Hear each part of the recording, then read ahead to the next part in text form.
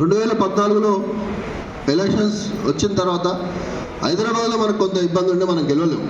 ఆనాడు కిషన్ అలాంటి వాళ్ళు చాలామంది పెద్దలు రాష్ట్రం ఏర్పడ్డది, తెలుగుదేశం అంటే ప్రేమ ఉన్నప్పటికీ, చంద్రబాబు నాయుడు గారు అంటే ప్రేమ ఉన్నప్పటికీ ఆయనకు రాష్ట్రం ఏర్పడ్డది కాబట్టి ఈ ప్రాంతం కోసం మనం పనిచేస్తామని వచ్చి మనం అందరం కూడా బీఆర్ఎస్లో పనిచేస్తే 99 సీట్లు మనం ఆ రోజు హైదరాబాద్లో గెలవడం జరిగింది. మళ్ళీ ఈరోజు ఆ పరిస్థితి కనబడతా ఉంది. మీ అందరికీ ఇష్టంగా చెప్పినట్టు జిల్లా పార్టీ అధ్యక్షుడిగా ఉద్యమకారుడిగా మీ అందరికీ నేను మాట ఇస్తా ఉన్నా. తప్పకుండా ఇక్కడ కూర్చున్న వాళ్ళే ఈ కార్పొరేటర్, ఈ డివిజన్ కార్పొరేటర్ అవుతారు, ఈ నియోజకవర్గ నాయకులు రేపు ఎమ్మెల్యే అవుతారు. కాబట్టి మీరు ఎవరు కూడా అధైర్యపడాల్సిన అవసరం లేదు. మేము ఇక్కడికి వస్తున్న సందర్భంలో రాత్రి మాట్లాడుకుంటే కేటీఆర్ సార్ విషయాన్ని మాట్లాడి చెప్పినాం. సార్ షేర్లింగంపల్లి వాళ్ళు మీటింగ్ పెట్టారు, వెళ్తా ఉన్నామంటే వారందరికీ చెప్పండి, పార్టీ వర్కింగ్ ప్రెసిడెంట్గా పార్టీగా మనం అందరం కూడా వారికి అండగా ఉంటాం. పోతే ఒక ఎమ్మెల్యే పోయిండు, వారితో ఏం కాదు, ఇంతమంది నాయకులు కార్యకర్తలు మనం కడుపులో పెట్టుకొని చూసుకుంటారు. వారు కూడా చెప్పారు త్వరలోనే మన బీఆర్ఎస్ పార్టీ కార్యాలయం చాలా చక్కగా నిర్మాణం చేసుకున్నాం మనం. మరి నిన్న ఎమ్మెల్యేలు అందరూ కూడా మాట్లాడి ఈరోజు కూడా మీటింగ్ ఉంది. ఆ కార్యాలయం కూడా ఈ వారం రోజుల్లోనే మనం కేటీఆర్ గారితో ఓపెన్ చేయించుకోబోతా ఉన్నాం. తప్పకుండా మీకు మధ్యలో ఇటు కృష్ణాన్న ఉన్నాడు, పక్కనే నేనుంటా. ఎవరికి ఎలాంటి ఇబ్బంది ఉన్నా వ్యక్తిగతంగా కావచ్చు, పార్టీ పరంగా కావచ్చు, బస్తీ పరంగా కావచ్చు, ఎలాంటి ఇబ్బంది ఉన్నా కూడా మేమందరం కూడా మీకు ఇంటి పక్కన ఉంటారు కృష్ణాన్న కాబట్టి వారు ఉంటారు, పక్కన మేము ఉంటాం. ఎవరు కూడా కార్యకర్తలు ఇబ్బంది పడాల్సిన అవసరం లేదు. ఇప్పుడే మనం స్టార్ట్ అయినాం, 3-4 నెలల నుంచి అనుకుంటా ఉన్నాం. ఒకసారి పార్టీ ఆఫీస్లో మీటింగ్ అయింది. తప్పకుండా ఈ నియోజకవర్గం మళ్ళీ బీఆర్ఎస్ పార్టీ జెండా ఎగిరవేసే విధంగా మనం అందరం ముందుకెళ్ళాలి. ఇందాక చెప్పినట్టు వెళ్ళిన 10 మంది ఎమ్మెల్యేలు 2008లో వెళ్ళిన 16 మంది ఒక్కడు గెలవలే. మళ్ళీ వీళ్ళు కూడా రేపు ఒక్కడు కూడా గెలవరు. అదే రకంగా మన బీఆర్ఎస్ పార్టీ రేపు ఎమ్మెల్యే గారు వస్తారు. బస్తీలకు వచ్చినప్పుడు అడగాల్సిన అవసరం, పైసలు అయితే తేడు, కొబ్బరికాయ కొట్టడు, శిలపలకాలు ఏడు, ఒట్టిగా తిరిగే ప్రయత్నం చేస్తే కూడా మనం అడగాల్సిన అవసరం ఉంది. అయ్యా గాంధీ గారు, మా రెక్కల కష్టం మీద నేను గెలిపించాం కదా, మా రక్తం వచ్చి చెమటొచ్చి నిద్రాహారాలు లేకుండా తిండి లేకుండా కష్టపడి నిన్ను గెలిపించినాం. మా కష్టం నువ్వు ఎంజాయ్ చేస్తా ఉన్నావు బిడ్డ, ముందు రాజీనామా చేయని చెప్పేసి మనం అందరం కూడా బస్సుల్లో వారిని నిలదీయాల్సిన అవసరం ఉంది. నేను గాంధీ గారు కూడా చెప్తా ఉన్నాను, గాంధీ గారు మీ పేరులో గాంధీ ఉంది, కానీ మీరు గాడ్స్ ఎలాగా పనిచేస్తూ ఉన్నారు.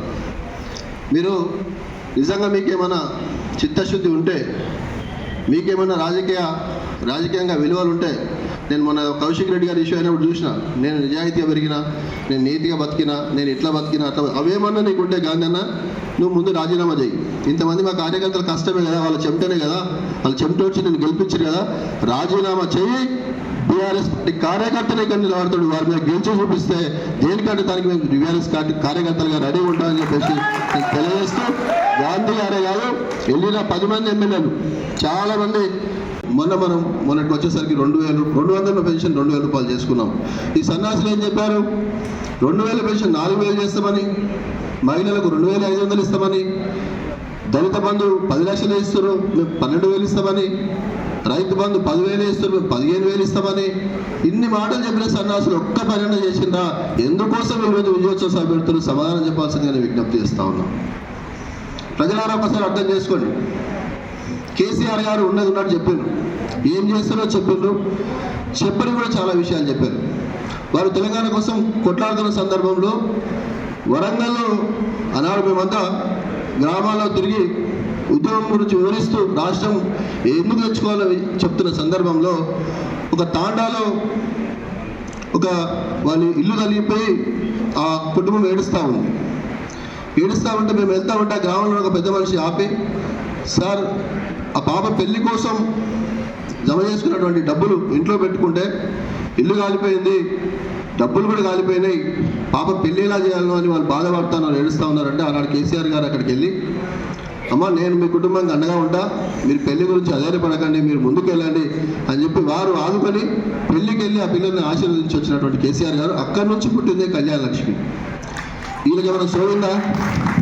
దాంతో డెప్త్గా ఆలోచించే నాయకుడు మన కేసీఆర్ గారు. మిత్రులు, మీ అందరూ తెలిసి మనంతా గ్రామీణ వాతావరణం నుంచి వచ్చిన వాళ్ళం. ఏముంటుంది గ్రామాలలో? మంచినీళ్ళ బావి, ఉప్పు నీళ్ళ బావి, పోవాలి, బోరు కొట్టుకోవాలి, లేదా బావిల నుంచి తోడుకొచ్చుకోవాలి.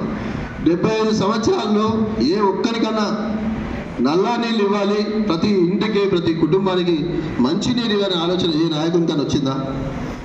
ఇప్పుడు ఉన్నటువంటి కాంగ్రెస్ పార్టీ కదా 60-65 సంవత్సరాలు ఈ దేశాన్ని ఈ రాష్ట్రాన్ని పరిపాలించింది.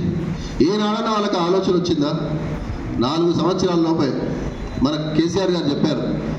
2014లో మరొక మాట చెప్పారు, మా హైదరాబాద్లో ఉన్న ఆడపడుచులారా, రేపు వచ్చే ఎలక్షన్ కల్లా మిషన్ భగీరథ ద్వారా వందలాది కిలోమీటర్ల నుంచి మంచినీరు తీసుకొచ్చి హైదరాబాద్ ఆడపడుచుల కాలు కడుగుతా అని చెప్పేసి వందలాది కిలోమీటర్ల నుంచి నీళ్ళు తెచ్చిందా లేదా ఒక్కసారి ఆలోచన చేసుకొని. ఏముంటుంది వీళ్ళకి? మనం తెచ్చిన కరెంటు వస్తలేదు, మనం తెచ్చిన నీళ్లు ఇస్తలేరు, మనం ఇచ్చిన పెన్షన్లు సరిగ్గా ఇస్తలేరు, పెన్షన్ పక్కకు పెడితే మనం ఇచ్చినా కూడా ఇస్తలేరు. మీరు చూశారు రైతు బంధు, రైతు బీమా. రైతు బీమా ఎంత మంచి స్కీమ్ అంటే ఎవరైనా మనిషి బాగుండాలని కోరుకుంటాం, కానీ ఆ కుటుంబంలో ఆ ఇంటి పెద్ద కానీ ఏదైనా జరగడానికి జరిగితే ఆ కుటుంబం అనాథ కావద్దు, ఆ కుటుంబం ఇబ్బందుల పాలు పడద్దు, సమాజంలో మరి వారి వేరే విధంగా ఉండొద్దనే ఉద్దేశంతో 2 గుంటల భూమి ఉన్నా సరే, గుంట భూమి ఉన్నా సరే రైతు బీమా పథకం తెచ్చి ఆ మనిషి చనిపోతే వారం లోపే, వారి దినాల లోపే, కార్యక్రమాల లోపే ఇంటికి చెక్ వచ్చినటువంటి పరిస్థితి దేశంలో ఇక్కడ ఉందా అని చెప్పేసి అడుగుతాం. ఇప్పుడు ఆ కార్యక్రమాన్ని బంద్ చేసిండ్రు. ఏందిరా అంటే డబ్బులు లేవంటాడు. మరి మొన్నటిదాకా కేసీఆర్ గారు ఇచ్చారు కదా, ఇవన్నీ కేసీఆర్ గారు చేసినాయి కదా. మీ 15,000 పక్కకు పెట్టరు, అవి ఉన్న 10,000 అయితే ఫస్ట్ 2000 మొన్న జరిగినటువంటి ఎలక్షన్ దాకా మనం ఇచ్చిన స్కీములు కంటిన్యూ చేయడానికి ఏం వచ్చింది వీళ్ళకి? అవి ఇవ్వకపోగా మిగతా అన్నీ కూడా కట్ చేస్తూ ఉన్నారు. డబ్బులు లేవు అంటారు. ఎవడన్నా మనమే ఉన్నాం, కుటుంబం నడుపుతూ ఉన్నాం, మనం ఏదైనా ఇంట్లో ఫంక్షనో లేదా ఇల్లు కట్టుకుంటున్నామో, పెళ్ళి ఏది ఉందంటే ఎవరైనా అప్పు కడిగినాం అనుకో, నలుగురిని ఎంక్వైరీ చేస్తారు ఫస్ట్. అలాగే మరి రాజు అడుగుతున్నాడు, ₹1,00,000 అడుగుతాడు, ఇస్తే మళ్ళీ ఇస్తాడా అని అడుగుతారు. పక్క వాళ్ళే మంచోడు, సార్ ఇవ్వండి అంటే ఇస్తారు. లేదే వాడు ఇయ్య టైంకి ఇయ్యాడు, కష్టం అంటే ఇయ్యరు. వీళ్ళు చేస్తుంది ఏంది?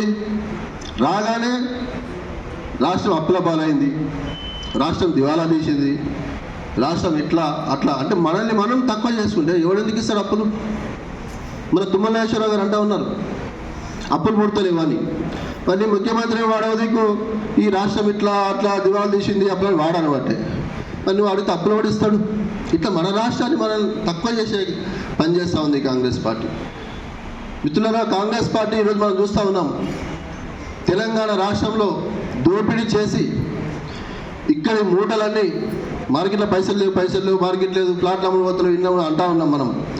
ఇక్కడి మూటలు అన్నీ కూడా మహారాష్ట్రకు, హర్యానాకు, ఢిల్లీకి, కర్ణాటకకు పంపిస్తుంది ఈ ప్రభుత్వం. ఈ మార్కెట్లో పైసలు లేకుండా చేస్తుంది కాంగ్రెస్ ప్రభుత్వం. తెలంగాణలో దోచి పక్క రాష్ట్రాలకు పెడతా ఉంది. ఇలాంటి వారిపైన అప్రమత్తంగా ఉండాల్సిన అవసరం ఉంది. సరే, కేసీఆర్ గారు అన్ని ఇస్తూ ఉన్నారు కదా, వీళ్ళేదో కొంత ఎక్కువిస్తున్నట్టున్నారని ప్రజలు వాళ్ళకి ఒకసారి అవకాశం ఇచ్చారు. అది చాలా తక్కువ పర్సెంటేజ్తో మళ్ళీ వారికి వాళ్ళు రియలైజ్ అయ్యిండ్రు, అర్థమైంది. ఇంటి పెద్దగా కేసీఆర్ గారే కదా మా అందరినీ కడుపులో పెట్టుకొని చూసుకున్నాడు, ఆయన కుటుంబంలాగా భావించాడు తప్ప ఈ రాష్ట్రాన్ని వేరే విధంగా చూడలేదు అని చెప్పేసి ప్రజలకందరికీ అర్థమైంది. మన నాయకుడికి ఏంటంటే ఆయనే ఈ రాష్ట్రాన్ని తెచ్చాడు. ముఖ్యమంత్రులు వస్తారు పోతారు, మనం చూస్తాం, అది వేరే 5 ఏళ్ళకి ఒకసారి ఎలక్షన్ అవుతుంది, ఒకసారి వీళ్ళు గెలుస్తారు, వాళ్ళు గెలుస్తారు. కానీ మన నాయకుడు కేసీఆర్ గారు రాష్ట్రాన్ని తెచ్చిన నాయకుడు కాబట్టి ఇంటి పెద్దగా ఒక ఇంటి పెద్ద అయితే ఆ కుటుంబాన్ని ఎంత చక్కగా చూసుకోవాలనుకుంటాడో ఆ రకంగా వారు ఈ రాష్ట్రాన్ని బాగు చేసే క్రమంలో చాలా కార్యక్రమాలు ప్రజల వాళ్ళు ఏ రకంగా మంచిగా ఉండాలి సమాజంలో వారి వైపు ఆలోచన చేస్తూ రాష్ట్రాన్ని ఒకవైపు సంక్షేమం అభివృద్ధిని జోడెట్ల బంధులాగా తీసుకెళ్ళినటువంటి నాయకుడు మన కేసీఆర్ గారు.